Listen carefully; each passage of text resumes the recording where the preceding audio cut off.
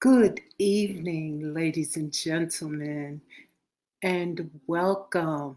Welcome to another rendition of Maurice's Nubian romance novels. Good evening. And so we are going to continue Them's Daughters, yes, with chapters 11 and 12. So, just to catch you up on chapters 9 and 10, we found out that Marcus really did have a curse on him from being promiscuous in Eve's house. But God is a good God and He's always forgiving. And that's the one thing about Christians. Being Christians and having accepted Jesus Christ as our personal Lord and Savior allows us to ask for forgiveness. Now, that's not like you always intentionally doing something wrong and saying, well, I can do this because I know I can be forgiven. I can do that because I know I can be forgiven. It's what's in your heart that counts. So let's not get that confused. And also, let's remember that there are some people who walk around with gifts. The Word of God tells us to stir up your gifts. And so it's important that you know what your gifts are. And in this book right here, little Jolene has the gift of healing and discernment. And for her being such a itty bitty little girl, she's a baby, but she is powerful still. God has definitely blessed her. And so she does heal the wonderful Reverend Marcus Cook, and she saves him. And then, let's see, what else happened? The fight between the sisters, Pandora and Camille. Remember, they had a fight on Naomi's 15th birthday because they have to share a shirt. And so Marcus is taking the family out for some clothing, and Eve let Naomi drink a cup of coffee for the first time and ran her to the bathroom, jacked that stomach up. How many of us can identify with that? So we are going to move forward and begin with chapter 11. Yoo-hoo, Marcus, baby, Eve called as she entered his house. Eve looked in the kitchen and didn't see him. She put her key inside of her pocketbook and tossed it in the chair. As she walked towards his room, she heard the shower running. "Oh, he's in the shower," she said, smiling, as she walked to his bedroom and began to undress. "Ooh, fresh sheets. Oh my goodness. Fruit, cheese, crackers, wine. Eve moaned as she bit into a juicy strawberry. These are so sweet. Wonder where he got these. Eve continued undressing and tiptoed softly into the bathroom. "Marcus," she whispered and slowly pulled the shower curtain back. "Jesus Christ, have mercy," he screamed. "Lord, woman, you about scared me half to death." Eve burst into laughter. "That ain't funny, Eve. You know what I've been through this past month? Almost losing my life." She couldn't stop laughing because she could see the expression on his face. "That's not funny, Eve. I know, baby. I'm sorry. I didn't mean to scare you, Marcus. Ah, look at you." Mm, mm, she said, admiring his physique in the shower. I never really noticed how fine you look outside of them clothes you always wearing, Eve said, chuckling. All right now, woman, you gonna been done starting something. Boy, bye. Now you know that's what I come over here for. Turn around and let me wash your back, baby. Marcus did as Eve requested and passed her the soap in his washcloth. That really feels good. How's the party going? Oh, fine, fine. I declare I know I told that girl not to invite more than 15 people. There must be about 25 or 30 kids at my house. And you left them there? He said. Are you sure you're going to have a house when you get back home, woman? Eve laughed. Yeah. Oh, everything going to be just fine. Maybelle came to pick up the kids, and she was having such a good time, she decided to stay. I suspect more so she can watch Kato and Naomi. They having relations, you know. Marcus turned around and faced Eve. They having what? Relations. You heard me. Well, how you know they doing that for sure, Eve? Well, I wasn't in between the sheets, but look, I know my daughter. She's screwing. Yeah, she is. I can tell. Her hips spreading and her breasts getting just as round. I swear I hope she got sense enough to use protection. You think all of them would be careful after seeing what Samantha went through, but no, they just so interested in running behind these boys. Turn around, baby. Boy, oh boy, it ought to be a law against you having all this. Ah! Girl, what's against the law is you, Eve. Girl, look at your body. What I know, Marcus, what's against the law is how much I love you. I'm crazy about you. That's what I know.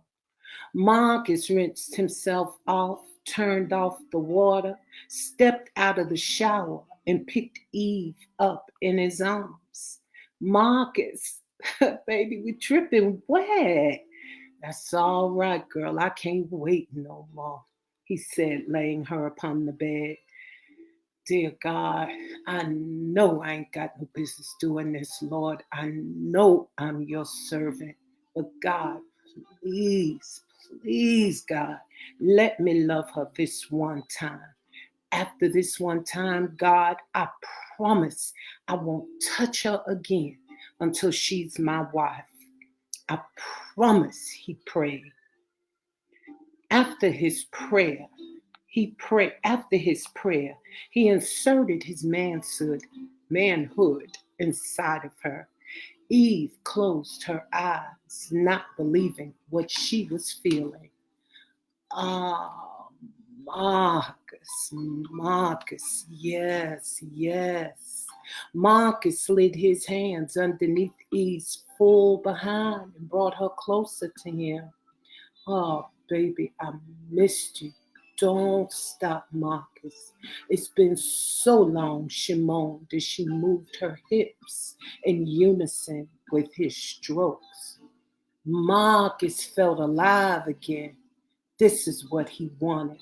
To be able to make love to the woman he loved and hear her moan with pleasure once again. To feel her nails deep in his back. To see the pleasure on his face. He remembered making love to Eve almost every day before he became ill. He knew he had made this promise to God. He knew this was going to be the last time he touched her until he made her his wife. And with that, Marcus was going to turn her every which way but loose, hoping that this night of all nights would be enough to help her hold on until she became his wife. You love me, Eve. Ah, yes, Marcus. From the moment I saw you, baby, I loved you. Marcus embraced her tightly. Love me, Marcus. I already do, Eve. Marcus, come. Oh, gosh, it's been such a long time. Marcus kissed Eve's face and savored the taste of her tears. Come for me, baby girl. Marcus deepened his strokes, causing Eve to wreath uncontrollably underneath him. Eve felt her walls contracting around his shaft, and she dug her nails deeply into his back. That's right, baby. Come for me. Don't stop, Marcus. Girl, I ain't never gonna stop loving you. Ever. Oh, Marcus. Mm, mm, mm. Chapter 12.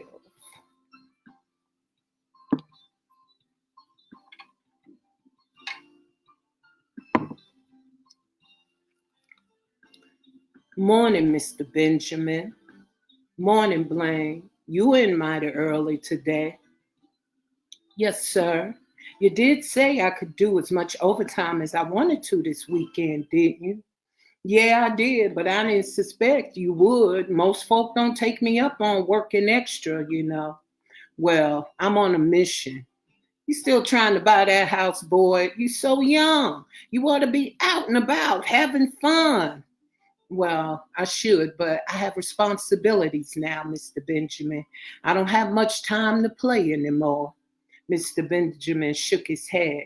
Now, I know Eve ain't working you that hard, boy. Nah, it ain't mama at all. Matter of fact, she don't really want us to move, but Mr.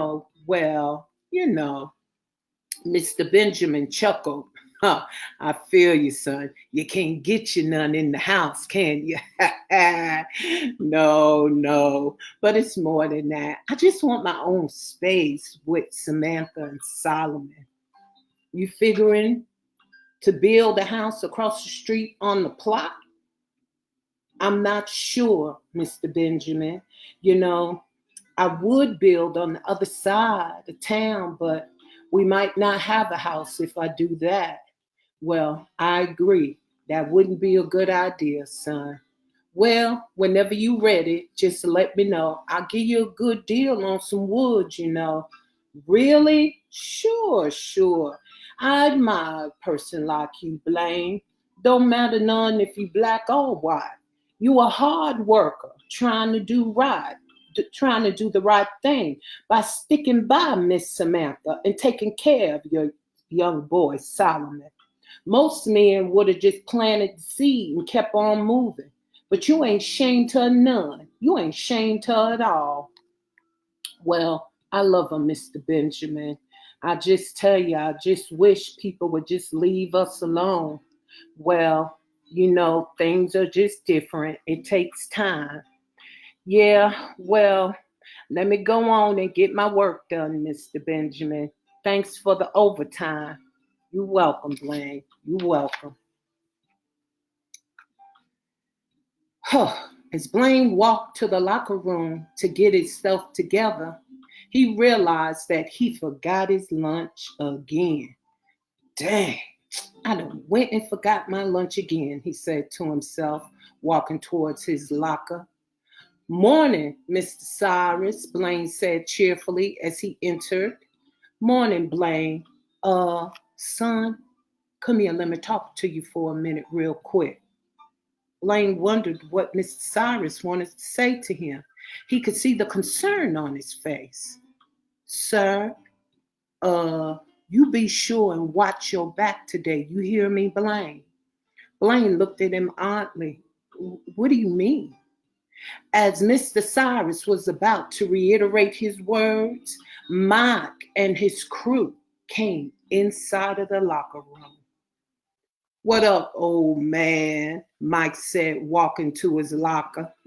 Morning, Mike, Ray, John, Blaine said as they entered the locker room. Neither of them acknowledged Blaine. Yeah, I heard Naomi had a birthday party last night, John. man, and we wasn't even invited. How about that? We done known them Harrison girls all their lives, all our lives, and we wasn't invited to the party. Yeah, man, it don't matter. It wasn't nothing but a kiddie party anyway, John said, opening his locker. Yeah, man, but them Harrison women are something special, Ray said. Yeah, but that Samantha is the one, man. She looked like her mama, Mike said, looking at Blaine. I don't know, Mike. Naomi kicking her in the door, man, John said, looking up toward the ceiling as if he could see Naomi and Samantha standing before him.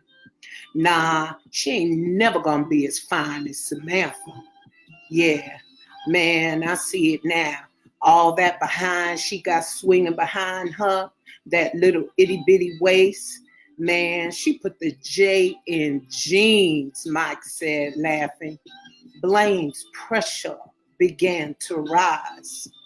Yo, man, that's my woman you talking about.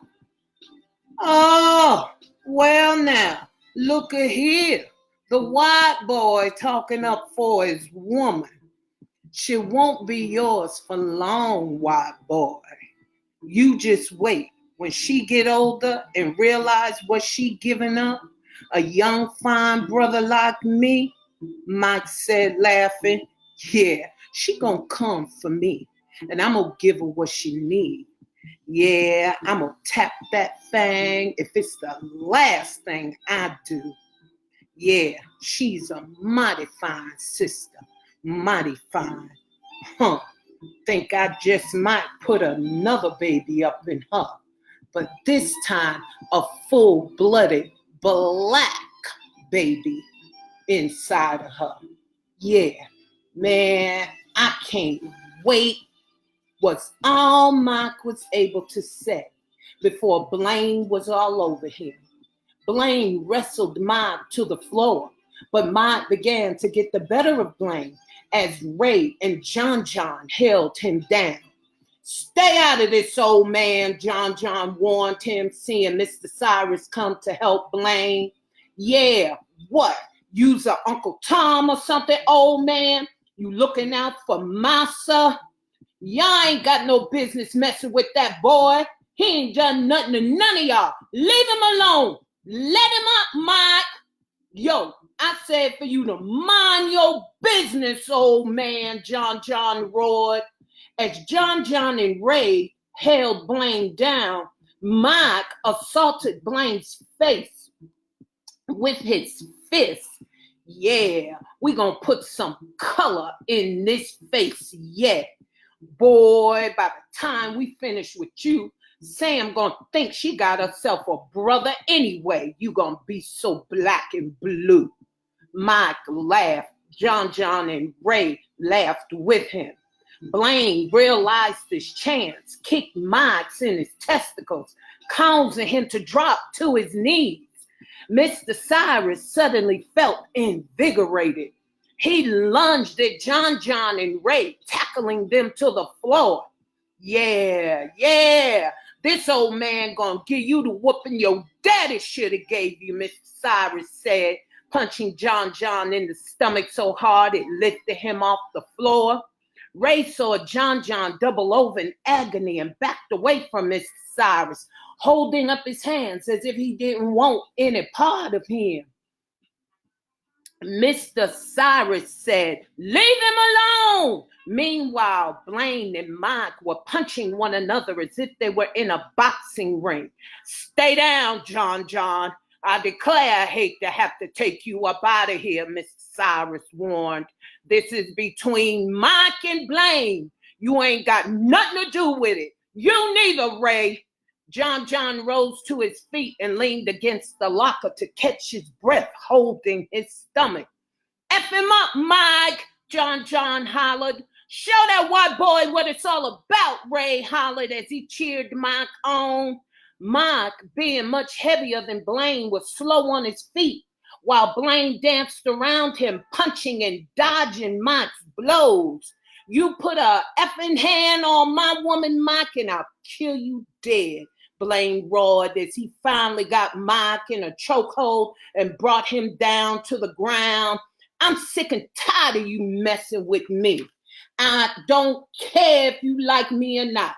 But what you gonna do today, you gonna leave me and my woman alone, Blaine said, tightening his hold around Mike's neck as he punched him in the face with his free hand. Let him go, Blaine. You gonna kill him, Ray hollered. You gonna break his neck, man. He can't breathe. Let him go. Forget you, man. Ain't that what y'all was gonna do to me? All three of y'all, you jumped me. I ain't do nothing to y'all. Just then, Mr. Benjamin and some of the other men from the mill came storming into the locker room. Blaine, boy, let him go. He's gonna choke to death. You gonna break his neck, son. Let him go, Blaine, Mr. Benjamin yelled. Mr. Cyrus and several of the men began pulling at Blaine, but he was determined not to let Mike go. Blaine, son, listen to me. If you kill him, you're going to go to jail and you won't have a chance to see Solomon grow up. And you won't have Samantha no more neither, man. Let him go, son. He ain't worth it. He ain't worth you losing your life over. Let him go, Mr. Benjamin implored. Suddenly, Blaine let Mike go, and he slumped to the floor, choking and gasping for air. That's a good boy. Breathe, Blaine. Calm down, son. Calm down. Blaine backed away from everyone and leaned against the locker. He slid down to the floor and tried to cover the tears streaming down his face. Yo, man, I ain't never done nothing to you. I ain't never done nothing to none of y'all. Never. If Samantha wanted you, man, she had plenty of opportunity to be with you or any of the other black guys around here, man. Why you gotta come at me? Why you gotta come at me? All I'm trying to do is take care of my family, and I can't even do that in peace. Blaine screamed as he punched the locker, making a permanent dent in it. I ain't accepted nowhere. My own folk, my own people put me out because I chose Sam. I ain't got no friends because I chose Sam. Friends I was raised with done turn their back on me and treat me like I'm garbage or something just because I chose Sam. I was sleeping in the streets and eating out of garbage cans before your mama. Yeah, that's right, Mike. Your mama, Miss Roberta, helped me. She was the one. Mike looked up at Blaine as he rubbed his throat. Your mama fed me every night, man, and gave me a pillow and a blanket so I could sleep in the gym. And she came early every morning to make sure I was up and out of the gym before anybody got there. And she gave me food from her own table. She ain't have to do none of that, but she did, and she didn't even know me, man. She didn't have to help me, but she did it, and I thank her for it. Who in the hell you think be chopping all that wood your mama be crediting you for? Me. I'm the one doing your chores. Who the one you think painted that shed that she was hugging and kissing you for?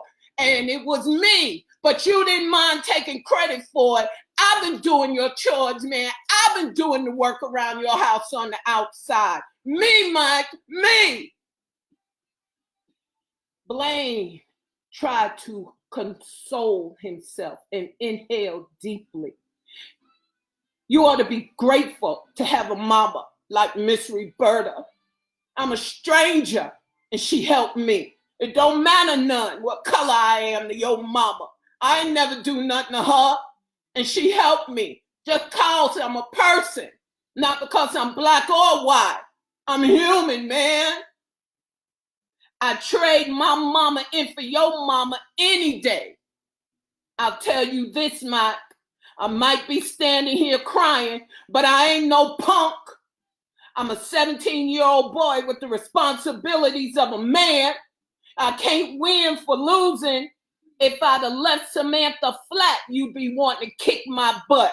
But nah, I'm trying to do the right thing by her because I love her, and I'm still getting kicked in my behind. But I tell you this, I'm going to tell you this one last time. You come at me again, man, and I'm going to kill you. You put a single hand on my woman, and I'm going to kill you. You say one more thing about my son, call him out his name one more time, and that will be your last breath. And I tell you that, and I promise you. Blaine put his head down.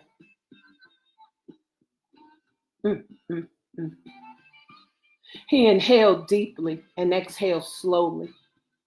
All of the men in the locker room were shocked at Blaine's courage.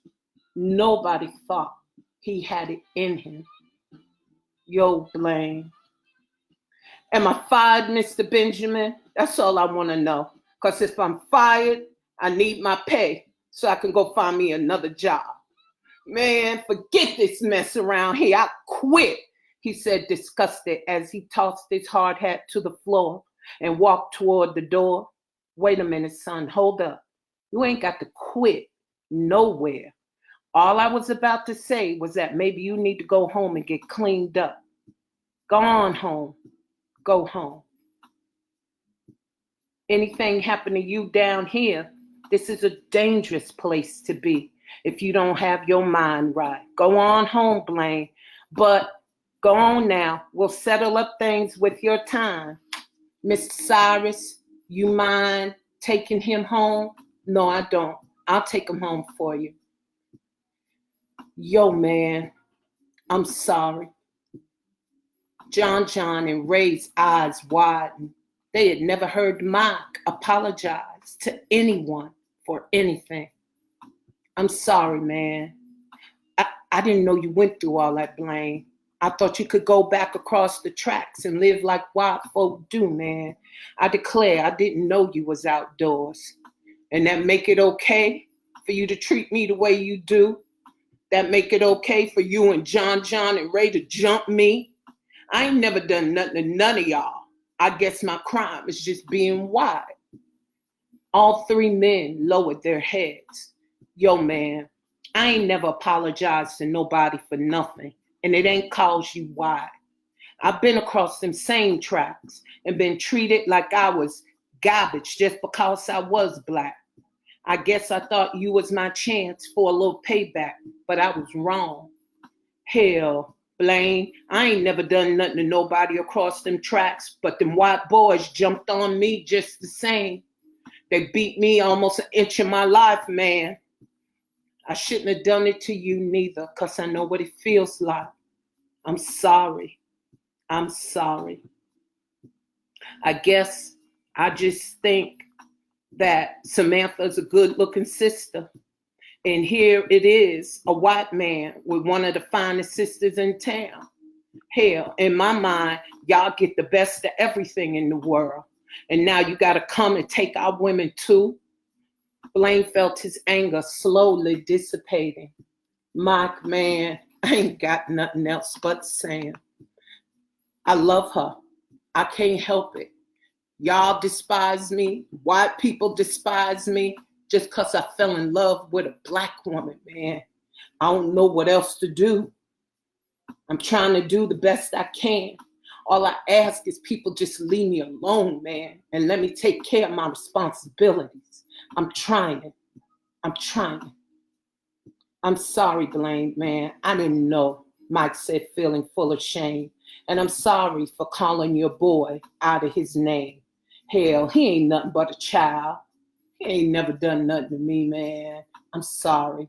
He and my son, they play together all the time.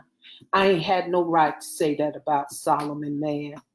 I'm sorry, Mike said with an extended hand. Blaine was hesitant because he didn't know if he could trust Mike or not. Then he casually looked at Mr. Benjamin for guidance. Mr. Benjamin nodded his head and Mike accepted his hand. You know, for a white boy, you got a hellified punch, he said, rubbing his own bloodied face. Oh, man, you caught me on a bad day, man. I got a lot of frustration built up inside of me. Everyone in the locker room chuckled. Yeah, I see, Mike said, feeling his jaw again. Mr. Benjamin, if you don't mind, I'd really rather stay at work. I'm fine. You sure now? Boy, something happened to you. Eve gonna come up in this meal and whoop all our behinds. Everyone in the locker room burst into laughter. Yeah, I'm sorry too. I'm sorry too, Mike. Oh man, you ain't got nothing to apologize to me for. You was just defending yourself. We friends. Mike and Blaine embraced and backed away from one another as if it wasn't manly for them to hug. All right. Everything's over. Show's over. Back to work, Mr. Benjamin said as he picked up a chair. The locker room emptied out, leaving just Mr. Benjamin and Miss Cyrus to straighten up the mess. Here you go, Cyrus, Mr. Benjamin said, giving him $100 bill. Dang, you couldn't have told me Mike wasn't going to kick that boy's behind. Huh. I tell you, that white boy had a lot of built up frustration in him. Frustration gives you strength you didn't know you had, Mr. Cyrus said, taking the $100 bill and kissing it with a smile. Hey, Cyrus. Yeah? How long me and you been friends, man? Oh, I reckon about 50 years or more. Why? Your mom and daddy ever beat you? Not like Blaine just finished describing. Nah, poor boy. Shouldn't nobody be beat just because. Huh. It must be something about them doggone tracks, Cyrus. My mama and daddy used to beat the crap out of me too. Every day. Just like they beat Blaine. Just because. I'm sorry about that, man. But what does that have to do with me and you being friends? Oh, nothing in particular. I was just thinking though, Mike and Blaine gonna wind up being friends just like me and you. I'm white, you black. Yeah, I guess you're right. They might be friends. Me and you did start out the same way, come to think about it. Except I kicked your behind. Nah, Cyrus, you did not. Did too. Did not. I did too, Ben, and you know I did. What I know is I tripped. Yeah, you did. After I put my fist in your eye, you tripped, Cyrus said, laughing heartily. All right, then, let's just see. Mr. Benjamin said, playfully dancing around Cyrus as if he were a professional boxer. Mr. Benjamin started coughing and leaned against the locker. See now, you better quit before I have to take you home and let Lucy do doctoring on you, Mr. Cyrus said, patting Mr. Benjamin on the back as he laughed. Nah, man, I thought you was my friend. I'm your best friend, Benjamin. Your best friend. Come on, we got us a meal to run. Nah, you got a meal to run. I'm going home. Home? This early? Yeah, I'm going home. I'm feeling pretty good right now, Cyrus. I'm going to go home and do Miss Lucy. You mean you going to go home and Miss Lucy going to do you, Cyrus said, laughing. Amen to that. You coming around for dinner tonight? Nah, Ben, now you know this here my night to go to Beckley and get me some loving.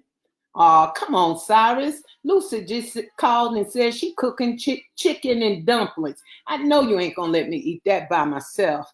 I'm afraid so, partner. You on your own with them chicken and dumplings. Lucy can cook, but she can't cook no chicken and dumplings, Cyrus said, laughing as he patted Mr. Benjamin on the back and walked out of the locker room. And you call yourself a friend, he called after him.